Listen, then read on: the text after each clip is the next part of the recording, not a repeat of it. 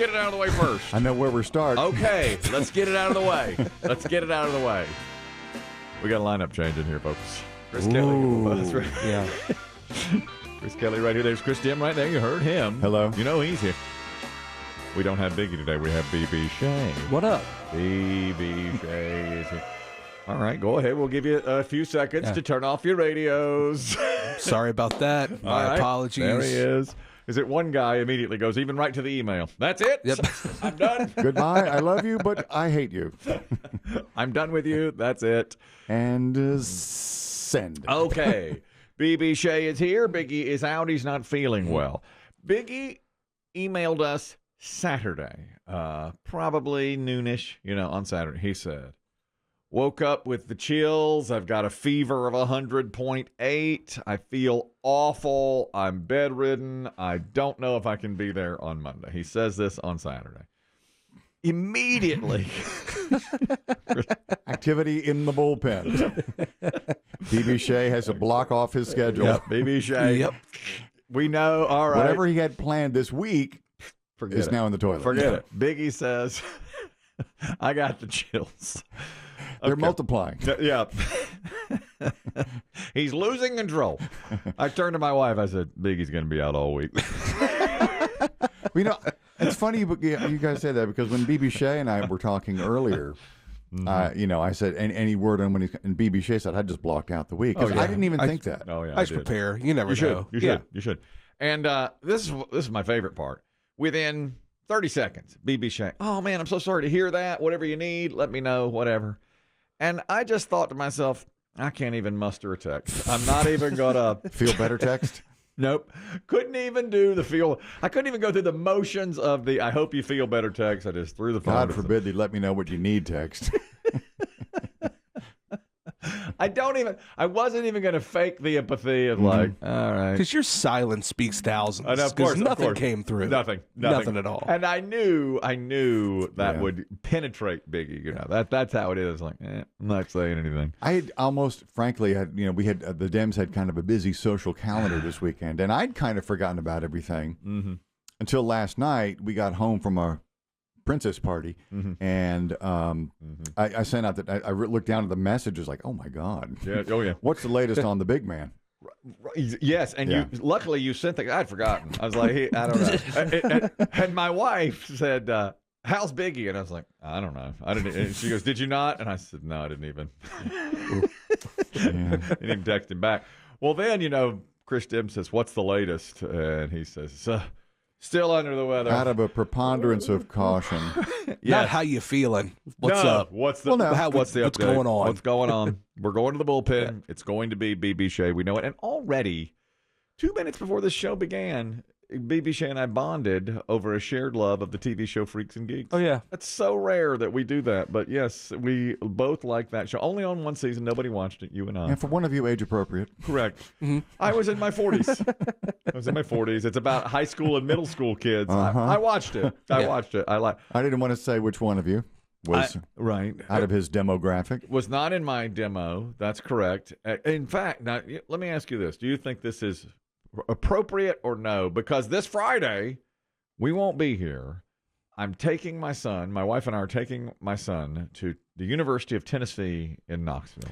Your son has entered the transfer portal. He has. Now he's just waiting for offers. Now there will be no NIL money coming in at all. Who can say? Who could say? He might be a content creator up there in the Smokies. Yeah, maybe. He's never created anything yet. But I can't see much NIL. Actually, it's interesting. This weekend I saw several people. Oddly, we had a few events as well, and people are like, well, "This is real. Are y'all going really?" And I was like, "Well, he went to a football game at the University." Your 19-year-old. My 19-year-old went to the Alabama-Tennessee game, and he came home and he's just like, "I've got to be in that environment. I have to be at Tennessee." A night game, SEC football. Yes. There's nothing like it. Of course. And everyone says to me, is he crazy? What do y'all do? What are you doing? And I'm like, I don't know. on one hand, he says, I want my college to have, I want to have that memory. Now, he likes East Carolina. He's had no problem with East Carolina, but it's not like big time SEC. He wants a huge school. He wants to be so in the fabric of the University of Tennessee, and he has the grades to get there. But that's out-of-state tuition that is, 5 times the price of the in-state tuition at East Carolina. And he's going to have to get college loans to do that. And he says, I'll pay for it. I'll do the loans. I said, well, okay, we'll give you what we would have paid for the in-state tuition, but you have to take on the rest of it. I mean, it's $50,000 he'll be owing right out of college. Right. So I was like, you don't want that. He goes, I do. I can do it. But he doesn't know what that means. He doesn't realize that when he's 24, he'll be in some crappy job sitting in a tiny apartment with a big loan to pay off, or back at our house with a big loan to pay off. And you can't convey it because he doesn't have that experience. He doesn't know it. So on one hand, it's like, this is a mistake. We shouldn't even go to Tennessee on Friday. I said, this is because what will happen. We're all going to love it. Oh, yeah. Of course. Yeah. They're going to show us everything that's great about the University of Tennessee. We're going to love it. And then he's going to be on the hook for these loans. And 4 years from now, he's going to be like, oh, my God, what am I doing? And either I'll have to help him or try, and he's going to have to, face those loans. But on the other hand, it is going to be a great college experience. Of course. It's going to What's be better than that? Nothing. Every Saturday, waking up, tailgating, going to big football games. But, really, yes, it's a great experience, but it's not going to help. I don't think school is more than that. School, of course. A school should be something completely opposite than that, And he didn't put in the work in high school to get into one of these big time, schools. So now he's paying. Do you expect to do this during the first hour of the road trip to Tennessee? Yes. In fact, are you just working this out in the material like a comedy club? Yes. You're the pre-show audience. This is like the pre-interview, and yes, I was going to do it with him yesterday. He and I were chatting yesterday. But mostly we're Broncos fans, so we talked about the devastating loss that the Broncos had to the Chiefs. It was in your hands. Oh, yeah. In your hands. It was the Broncos got the ball down by 2 with 5.5 minutes to go, drove systematically down the field, matriculated the ball down to the Chiefs' 17-yard line, 35-yard field goal to win the game. 1 second to play. I was like, son, I called him. I said, we've done this absolutely perfectly. We've beaten the undefeated. We've beaten the undefeated. It's a chip shot field goal. It's less than an extra point. We're going to win this game, and it's going to be an incredible victory for Denver and the first loss of the year for the Chiefs, and it's going to be great. And then the kick. What's the kick to win it?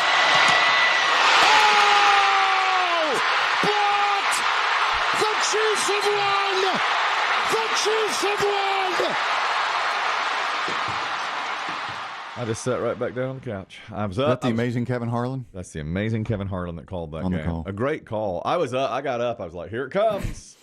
And then you know how they show from behind, and I looked for the ball. Like, where's the ball? We don't, because he kicked it. It's like, where's the ball? Did it go into the net already? No, sir. No, and it's still on the ground. And then he's like, oh! I was like, oh, they blocked the kick. And, like 5 guys came through the line. They just completely over it. They sure did. Come on, Denver, block. I mean, you've got to block. You can't just assume. I saw the play. I didn't see it live, but I did see the replays. And it looked like 4 guys could have blocked it. Yes. I mean, one guy did. Any of 4 guys could have. Well, they said that. They were like, any of those guys could have got. One of them did, of course. And it's just like, God, it was on their toe. They did everything exactly right. They weren't going to give the ball back to Mahomes. They had it exactly. They outplayed him the entire game. Yet again, the Chiefs come up with a way to. Did you try to use that as a metaphor for your son's college career? Yes. Yes, I did. Somehow, did you try to fashion something? Yes, I said, I'm going to be the Chiefs, and I'm going to block you. I'm going to block you. You're going to think you have it all. But I'm going. But then I told my wife, really, you're the bad cop. I told my wife, you're going to have to be the one to tell him you can't go to Tennessee. You just can't. But I don't know. I want him to have it. But I'm afraid it's a mistake. You know what I mean? I want him to have it, but I'm afraid it's wrong. Justin, you're talking about my son possibly going up to Tennessee. Go ahead. Good morning, fellas. P1, how you doing? Wonderful. Thanks for calling. Hey, so I was just telling DB Shea, so this is his opportunity to have his Carolina. So basically, East Carolina is his Appalachian. Yes. And so if he gets his opportunity to go to Tennessee, then that would be his Carolina. So he's just living out what you weren't able to do, basically. I'm sorry. Woo. Okay, Isn't yeah. that what you want for a son? Man, boom. Right. He's right. Do what you couldn't. Do what I couldn't. Go farther than I did. But I still pretend. That I went to Carolina. Yeah, the gear doesn't. The merchandise they don't right. check at the register. That's right. Boy, we when lost. you buy a sweatshirt, Let me thank you. I do. Thank you, Justin. We lost a heartbreaker Friday night too. Tar Heels. Yeah. Yeah. I say we. Down 20. I almost gave up on them. I was like, God darn, they're terrible. Against Kansas in Kansas, came all the way back, took the lead. Lost by 3. Great game. I like with the Broncos, I took it as a moral victory. I was like, my golly, we can hang with Kansas. We can hang with the With Chiefs, anyone. with anybody. You know what Chris Demm was saying? You know, this guy for Kansas been playing about 8 years, Dickinson. There's one every year. yeah. There's one every year for Kansas. You know the move he about made. 7 feet tall, Yeah. white guy with a beard. Yeah. Carolina has no presence inside. Yeah. And Dickinson does this move where he like points to the floor. He's like, they can't Too guard short. us. They're too short. All night long. Yes. Too short. Chris Demm wants me to do that on the pickleball court. Can't guard me. You got to start showboating. That's hilarious. He can't guard me. Let's bring a little flair out to the pickles. Slam. And just give him that look like, what? What's she going to do, short stuff? He can't guard me. Point my paddle. You, this tall, What? this big. What? I know. With like a minute to go in the score tied, that guy just like, here, give me the ball and I'll lay it in. Everybody around Carolina, it was like they were all like little people just trying, It's like kindergarten cop. like kids. It's just like kids trying to jump up. That guy just laid it in, and I just stood up again. So disappointing. Twice over the weekend. Eric, you have a comment on going to Tennessee. Biggie says getting Rocky Top ready. He said that last week. Go ahead, Eric. Yeah, you're a straight fool, Kelly. You're going to owe a ton of money because after the buzz wears off and all the games wear off, you're going to be stuck with a big, nasty bill. Oh, yeah. Yeah, that's true. There's no question about that. Will there be a Biden-esque loan forgiveness plan? Please. God, Please. still waiting on that. No, the vote went the wrong way. Yeah. Didn't break right. Can't do it. No. What I have to hope that they get Bill Gates to do the commencement speech, and he at the end of it says, "And oh, by the way, guess what? yep, you're all getting your college loans are paid," and then they all just go. But there would be some weird caveat where it's not for transfers. It could be. If you spent your full 4 years here, You're right. You're right. You. Yeah. God, that would make me so upset. So, and here's the thing I read was that the new trend is, this is an article in the Wall Street Journal, that parents who take their kids to visit colleges now in their 50s and their kids are 18, they party with the kids while they're there, or they'll go visit on a weekend after the kids get to college and they'll go to the parties too. Yeah. It's terrible. It's terrible. That's a bad look all around. The headline is, and this is Wall Street Journal, it's 10 a.m., dad's doing Jell-O shots. Must be parents' weekend. And like the parents, when they go to and like one woman whose daughter goes to Kansas, I've been up here 8 or 9 times partying with my daughter, and my daughter loves it too. And I do not care for that look. But I would never do that. It has become, it appears, you could argue that colleges are, it's kind of like a spring break forever. Yeah. There's it's just its own little world. And if you want to go there and break the rules, relive your lost youth or misspent youth, whatever, you can do it. It appears to be a place of very little consequence. Agreed. Agreed. But should a 50, this woman, No, of course you know the answer. No, yeah. But people do it on, I guess. Yeah. people do it on SEC tailgate Saturdays. They're doing it at Ole Miss. They I do it guess at that's Alabama. right. I guess that's right. But this woman says she's 53. She goes to visit her daughter at the University of Arizona. This is another woman. And she says, my daughter likes hanging out with me, and we get drunk together. Could be the best friend generation. Plenty of people say, my mom is my best friend. I guess that's what it is. My dad's my best friend. Yeah, but I don't think I'd be out of place at a frat party at the University of Tennessee. Yeah. Or should I say? Or would you? Or should I say, I'm going to relive my lost youth. Show up in some of those orange and white checkerboard coveralls Without a shirt, with no shirt, one shoulder undone. one shoulder. Yep. Exactly. He gonna do one. Go Frank the Tank. When I read this article, I thought the movie Old School is what's done this. Frank the Tank. Frank the Tank. That's what I'll be. I never was that in college. Now I could do it at my son's college when he goes up to Rocky Top. With no consequences. Zero. You just go and do it. I know all these parents are talking about that. A couple of more pieces of sports dirt here. Oh, we lost Bobby Allison, the NASCAR legend. You know Bobby Allison? You don't. No. You don't know who that is. He was an incredible driver, but his life was really ultimately a sad one.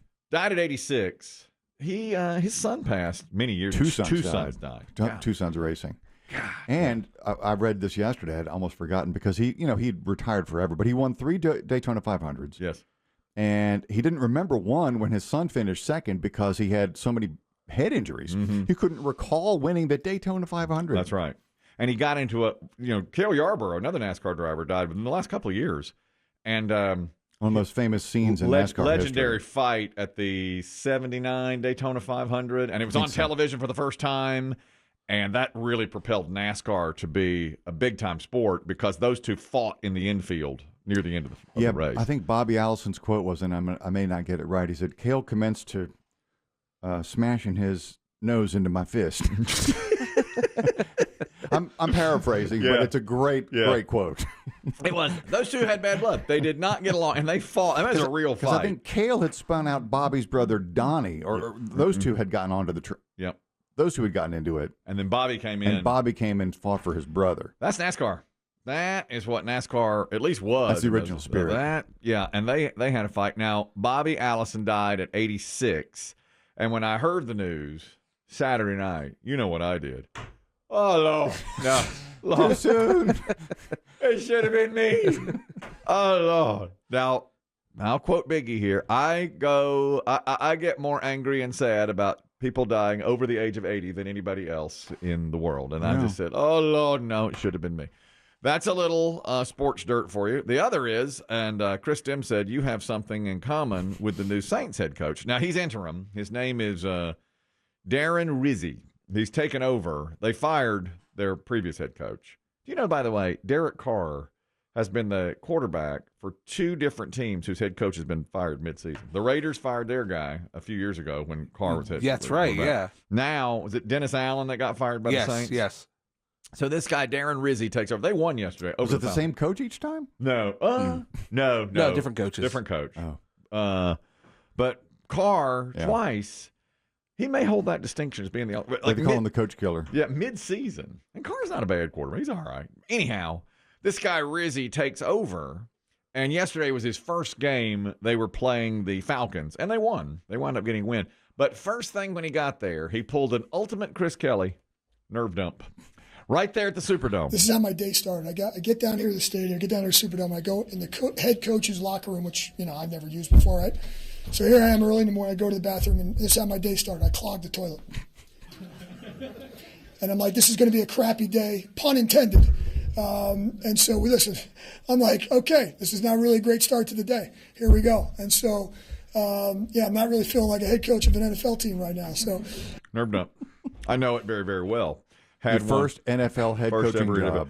Can you imagine the size of the dump? Oh, my God. And he's in the head coach's bathroom for the first time. He's never been allowed to use it. He's probably looking around. He's probably looking. The distress in that gut. Oh, my God.